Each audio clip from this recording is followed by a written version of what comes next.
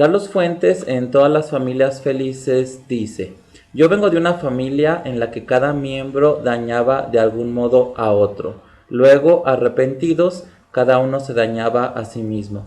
En este libro se relatan historias de diversas familias y resulta muy interesante para la comprensión de la psicología de las familias en México. Y dentro de esta obra, Carlos Fuentes incluye lo que él llama el coro de los niños adoloridos. Fíjense, dice: porque papá y mamá no tienen más espejos que nosotros, su juventud perdida.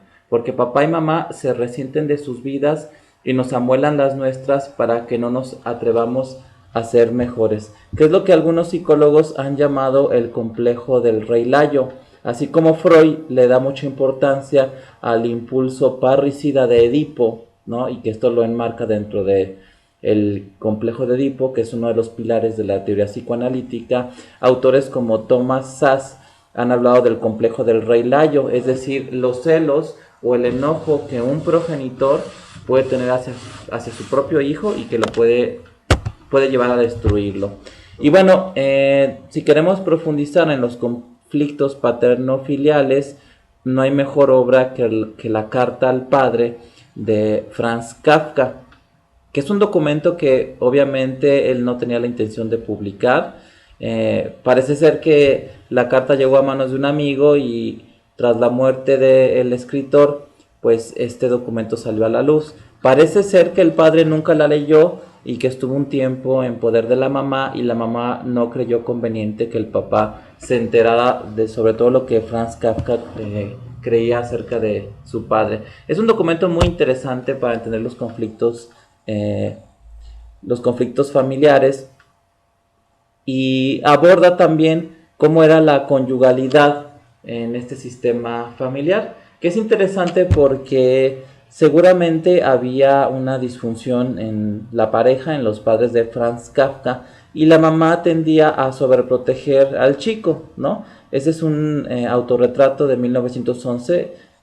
Recientemente el Conaculta publicó unos dibujos de Franz Kafka, los cuales resultan muy interesantes para poder entender la psicología de este personaje. Aquí vemos a la mamá, aquí por encima de Franz Kafka, ¿no? Como si fuera un ser todopoderoso, omnipresente.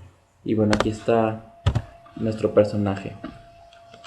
Y bueno, para entender lo que es la conyugalidad en las familias en México, es importante estudiar una obra que es una de las novelas mexicanas más reconocidas en el siglo XX, que es Pedro Páramo, de Juan Rulfo. Bueno, y fíjense lo que dice sobre la conyugalidad.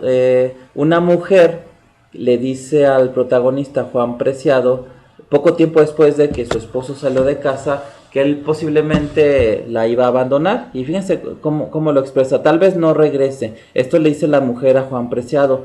Así comenzaron todos: que voy a ir aquí, que voy a ir más allá, hasta que se fueron alejando tanto que mejor no volvieron.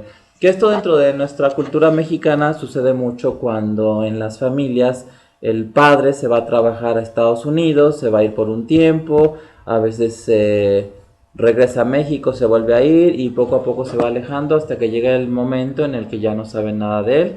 Y después, cuando vuelven a tener noticias de este señor, pues resulta que ya tiene otra familia en otro lado. También, para entender la conyugalidad, no podemos dejar de lado El laberinto de la soledad, de Octavio Paz. Y fíjense lo que dice: el mexicano siempre está lejos, lejos del mundo y de los demás, lejos también de sí mismo. Aunque puede haber un interés auténtico y sincero de un hombre en formar una familia, en ser padre, en ser un esposo, algo sucede en el camino, de tal manera que la mujer no siente exactamente que él sea un marido para ella, y los hijos tampoco sienten que este señor sea un padre para ellos. Algo falla y el mexicano se queda encerrado en sí mismo. Por eso es que Octavio Paz, al inicio del ensayo, dice: máscara del rostro y máscara la sonrisa, el mexicano se me aparece como un ser que se encierra y se preserva.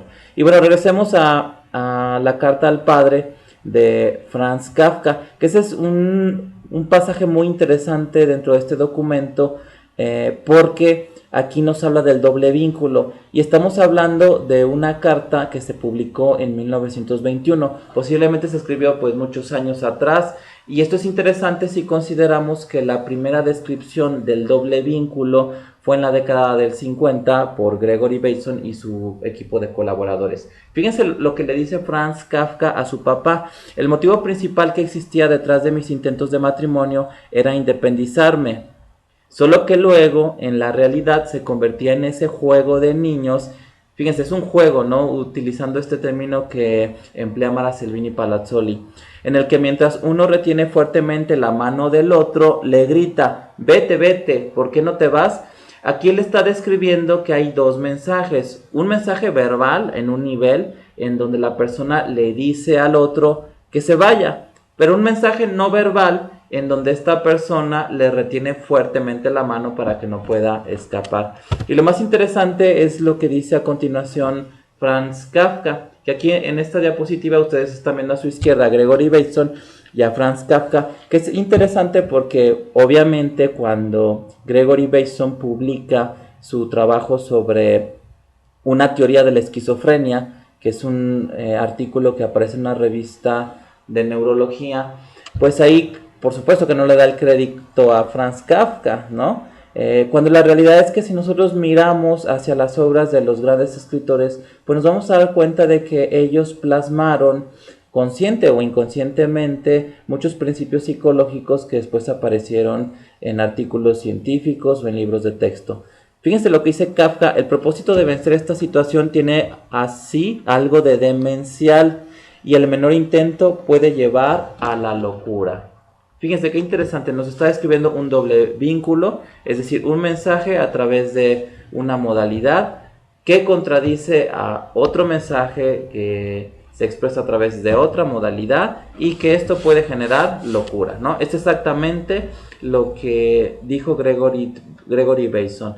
Este doble vínculo puede ser un factor que predisponga al desarrollo de psicosis, específicamente de esquizofrenia. Y bueno, Minuchin habla también de la conyugalidad, que siendo él un terapeuta que dio origen al modelo estructural, pues le da mucha importancia al subsistema conyugal, al cual él llama el subsistema ejecutor. No es como el corazón del organismo, o es como el núcleo de la célula, o es como el motor de la máquina. Y dice Minuchin: un matrimonio es siempre un proceso de adaptación. Eso lo tenemos que tener siempre presente cuando evaluamos familias en México. También esto lo dice este autor, dice: tanto el esposo como la esposa deben ceder parte de su individualidad para lograr un sentido de pertenencia. El subsistema conyugal debe tener un límite que lo proteja de la interferencia de las demandas y necesidades de otros subsistemas, en particular cuando la familia tiene hijos. Los adultos deben poseer un territorio psicosocial propio, un refugio que pueden proporcionarse mutuamente, un sostén emocional. Es frecuente que las familias en México no le den mucha importancia a crear esta frontera o generar este espacio psicológico que les permita a ellos funcionar como un subsistema. He entrevistado a familias en las que en realidad esto nunca existió. Desde el primer día de casados nunca existió esta delimitación del subsistema, y obviamente desde el principio de la vida matrimonial empiezan las dificultades. Y esto lo dice Carl Whitaker en un libro que ya les había recomendado ampliamente, que es Meditaciones Nocturnas de un Terapeuta Familiar. Los esposos tienen la oportunidad de intercambiar algunos de sus derechos, privilegios y capacidades individuales por la posibilidad de pertenecer a una pareja. Es decir, cuando se vive en pareja, hay algo que se pierde, por supuesto, y hay algo que se gana. Y bueno, la pareja, como dice Whitaker, es más poderosa que cualquiera de los dos, y a la que cada uno de ellos recurre en busca de poder necesario para luchar en la estructura social y cultural en la que viven. Me gusta mucho esta cita de Carl Whitaker porque en pocas palabras nos dice cómo debe de funcionar una relación de pareja. Y Harry Stack Sullivan, que fue un psicoanalista, psiquiatra, que él pertenece a la segunda generación de psicoanalistas junto a Karen Horney y Erich Fromm, que de hecho Minuchin y algunos autores sistémicos lo citan mucho. Él, en un libro clásico llamado La entrevista psiquiátrica, pues él dice que cuando preguntamos a nuestros pacientes su estado civil, ¿no? Al llenar una ficha de identificación, pues que si están casados, les preguntemos si están felizmente casados. Y es muy interesante que a veces cuando uno pregunta si están felizmente casados, hay unos segundos en los que uno está esperando la respuesta y en donde el lenguaje corporal de los pacientes pues nos da mucha información. Dice Harry Stack Sullivan, durante una entrevista uno puede enterarse de que una persona es casada y decir, indudablemente feliz, ¿verdad? O felizmente casados. Si la respuesta es sí, ese sí puede involucrar cualquier cosa, desde un canto fúnebre a un poema de supremo placer. Puede indicar que el sí es no. Eso es interesantísimo. Muchos de los sís que nosotros escuchamos en una entrevista en realidad son no. Obviamente para saber qué grado de funcionamiento tiene un subsistema conyugal, pues tenemos que verlo en el consultorio. No basta con que un miembro de la pareja nos diga que está felizmente casado, ¿no? Porque me ha tocado entrevistar sobre todo a mujeres cuando les pregunto si hay algún problema en la relación de pareja, y a veces las mujeres me dicen, no, no hay ningún problema, él no me pega. Es decir, recurren al asunto de la violencia y ellas lo puntúan así. Si no hay violencia, entonces quiere decir que la relación funciona.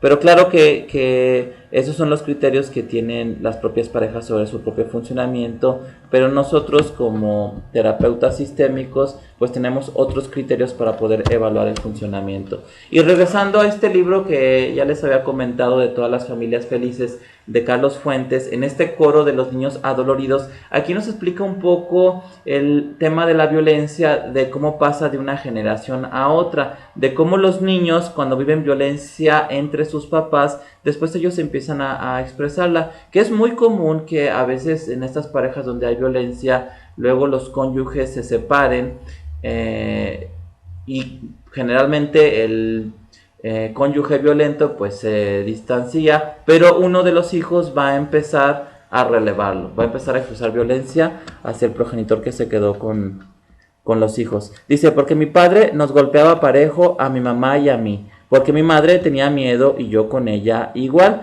Es decir, aquí nos está hablando de una niña que no se sentía protegida por su mamá, que eso es interesante porque al no sentirse protegida por su mamá, psicológicamente le lleva mejor a identificarse con el agresor, porque encerrada en mi cuarto oigo los insultos, los golpes, porque tengo pesadillas, porque no duermo, y fíjense, eso es lo más interesante, porque si mi papá insulta a mi mamá, ¿por qué yo no?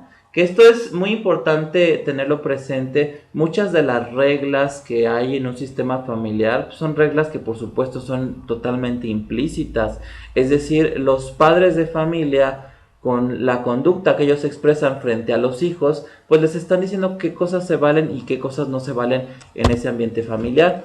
Y bueno, sin duda una novela que nos ayuda a entender las familias en México es Las buenas conciencias, nuevamente de Carlos Fuentes. Es la segunda novela. La primera novela es La región más transparente, que es una novela sobre la Ciudad de México, y uno de los protagonistas es Rodolfo Ceballos. Es el padre del chico llamado Jaime, que es un adolescente que a lo largo de la novela pues empieza a sufrir una serie de conflictos de identidad. Y al final la novela a mí me parece que tiene un final triste porque él termina cediendo hacia la estructura y hacia la organización de la familia en la que él había crecido, ¿no? Que era una familia adoptiva. Y bueno, es interesante ver los antecedentes del papá de Jaime, Rodolfo Ceballos, y dice Fuentes, nunca habían tenido fe en él, no había podido hacer la carrera de leyes, su madre lo destituyó de la administración de las tierras. Es decir, Rodolfo Ceballos era un hombre descalificado por su familia y parece ser que él vivía dentro de un matriarcado y obviamente la desaprobación de la madre pues lo marcó para toda la vida y de algún modo también esto lleva a la elección de la pareja. La pareja era Adelina López. Y esto nos dice Fuentes, la actitud de la mujer era suicida. Fíjense qué interesante.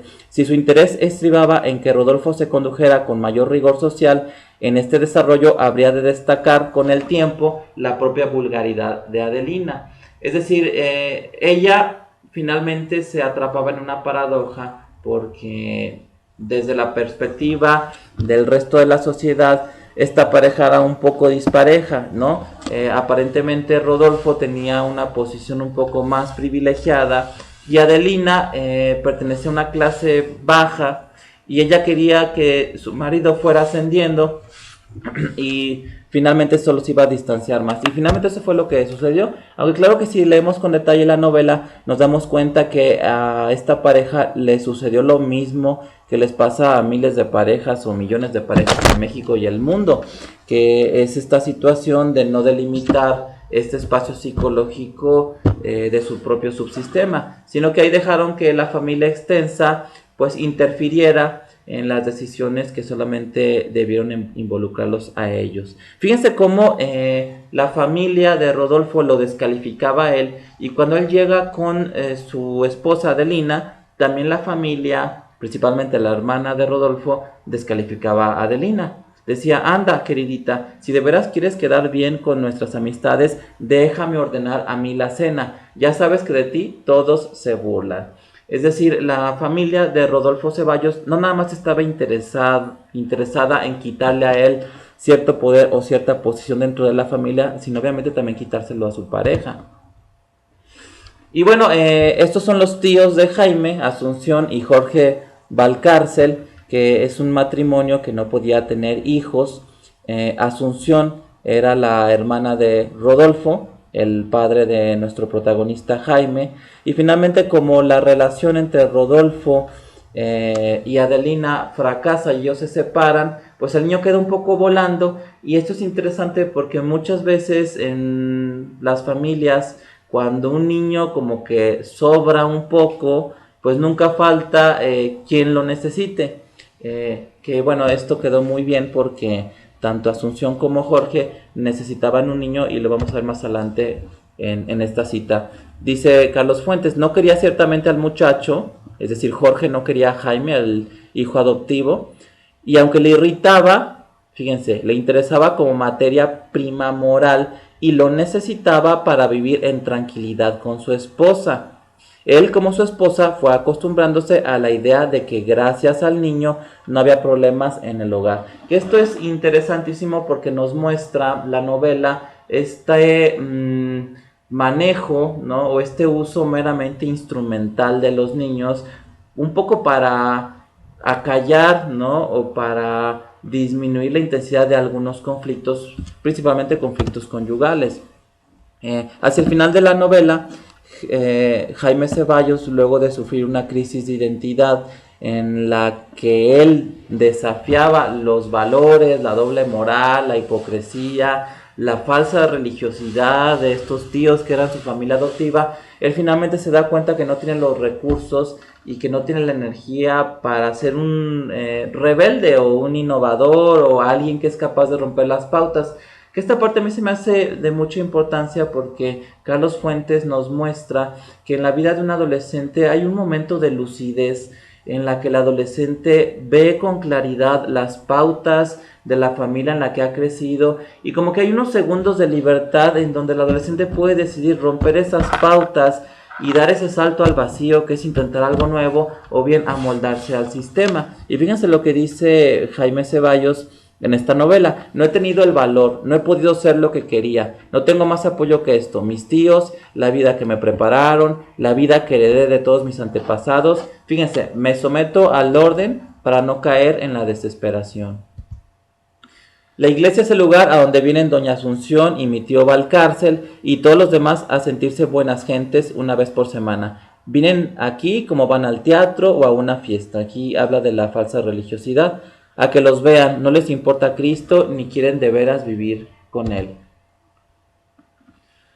Y bueno, para entender la manera en que funcionan muchas de las parejas que nos toca ver en el consultorio, es importante tener presente el concepto de la jerarquía incongruente.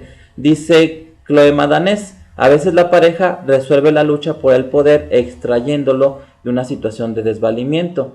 La conducta sintomática es una solución, aunque desafortunada, para las dificultades de la pareja, por cuanto equilibra el poder de ambos y proporciona un foco de interacción que estabiliza la vida matrimonial. Muchas veces los síntomas depresivos en una mujer o los síntomas ansiosos o a veces entre comillas, espíritu de sacrificio, ella lo utiliza un poco para darse una jerarquía a cierto nivel, que recuerdo una madre de familia que tenía ya muchos años de no sentirse cómoda con su pareja, pero que finalmente había decidido por no dejarlo, sino por seguir junto a él, y cuando iban a cumplir un aniversario en su matrimonio, ella le pedía a los hijos que le festejaran, pero no que le festejaran los años felices junto a su pareja, sino más bien que a ella le reconocieran los años que ella había aguantado frente a este señor que era alcohólico y mujeriego. Y dice Chloe Madanés, la persona que presenta el problema se encuentra en posición inferior porque necesita ayuda y el cónyuge no sintomático se encuentra en la posición superior propia del que puede brindar ayuda. Al no admitir la influencia y ayuda del esposo, el cónyuge sintomático se sitúa en una posición superior al no sintomático, quien se afana en vano por influir en él y modificarlo. Por eso es que cuando vemos síntomas en el miembro de una pareja, es importante evaluar el sistema completo.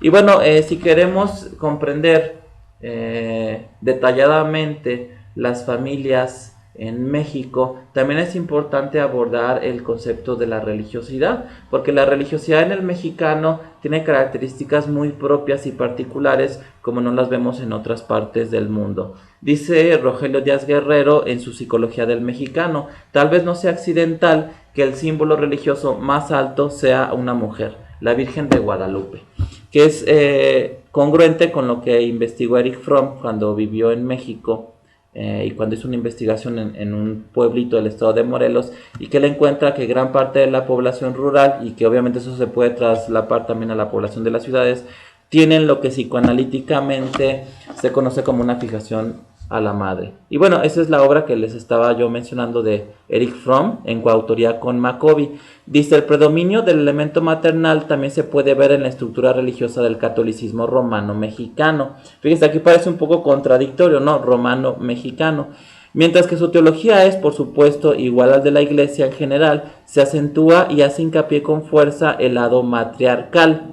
El mundo religioso está regido por la Virgen, la Madre Misericordiosa, toda ayuda y todo perdón, mientras que Dios y hasta Cristo martirizado toman el segundo lugar en los sentimientos de la gente. Que esto es más que evidente al observar cuál es la manera en cómo estructuran las imágenes o digamos los objetos religiosos en una iglesia, ¿no? Generalmente el lugar central está ocupado por la Virgen.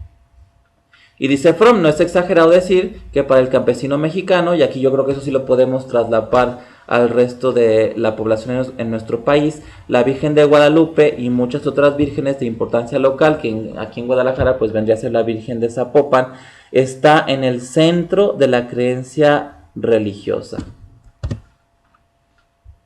Y fíjense, es muy interesante lo que dice Joaquín Antonio Peñalosa en Vida, Pasión y Muerte del Mexicano, de cómo este elemento religioso a veces lo encontramos en lugares totalmente ajenos a lo que pudiera ser una iglesia o un templo, ¿no? A mí me ha llamado mucho la atención que en muchas fonditas a veces tienen tantas imágenes religiosas que parecen pues prácticamente una pequeña capilla. Dice Peñalosa, casas de citas hay que como cualquier casa honrada montan todo un desfile de imágenes de santos en las paredes de las alcobas. Igual y esto lo podemos incluso ver reflejado en todas las películas que se hicieron en esta época en las que se hizo todo esto del cine de ficheras. Esto lo podemos ver plasmado en este cine de bajo presupuesto que si bien no se le da mucho valor, sí es un reflejo de cierta época de la historia de México. Y si de manda se trata, dice Peñalosa, los mexicanos son capaces de echarse una semana a pie recorriendo 200 kilómetros para ir a visitar a la Virgencita de Guadalupe, pero son incapaces de casarse por la iglesia o renunciar al tercer frente. Que esto que menciona Peñalosa, esta doble moral, ¿no? O esta incongruencia en los valores, pues es lo que precisamente le hacía mucho ruido a Jaime en nuestra novela que acabamos de mencionar, Las Buenas Conciencias. Y Octavio Paz también habla de la religiosidad. Por supuesto que en El Laberinto de la Soledad este ensayista no puede dejar de lado este tema. Dice, el mexicano es un ser religioso, eso sí no queda duda, y su experiencia de lo sagrado es muy verdadera. Y fíjense, dice, más, ¿quién es su Dios? ¿Las antiguas divinidades de la tierra o Cristo? Es decir, cuando vemos manifestaciones en pleno siglo XXI religiosas en la población mexicana, a veces pudiera entrar la duda. Es decir, si nosotros aprendemos a mirar como antropólogos, ¿no? Oliver Sacks diría como un antropólogo en Marte, es decir, como si fuéramos extraterrestres y tratando un poco de no meter nuestras ideas preconcebidas y borrar nuestros prejuicios y ser observadores lo más imparciales posibles. Si nos daremos cuenta que no queda muy claro si en muchas de las manifestaciones de la religiosidad del mexicano se está venerando a estas divinidades antiguas o bien a Cristo o bien a los santos o a las vírgenes. Y fíjense, eso también lo hemos plasmado en la novela Pedro Páramo de Juan Rulfo, que es cuando el padre, que es uno de los protagonistas, uno de los personajes claves de la novela, va a hablar con su confesor y él le dice que en realidad la gente que vive en el pueblo de Comala, pues en realidad no tiene una religiosidad auténtica en el sentido de que no son precisamente católicos. Fíjense lo que le dice el confesor al sacerdote. Todos siguen siendo creyentes, pero no eres tú quien mantiene su fe. Lo hacen por superstición y por miedo. Que eso es algo que nos lleva a plantearnos una pregunta importante, que es si gran parte de las manifestaciones religiosas de nuestro país en realidad son expresiones católicas, sinceras, verdaderas, o bien simplemente esto es únicamente superstición y miedo.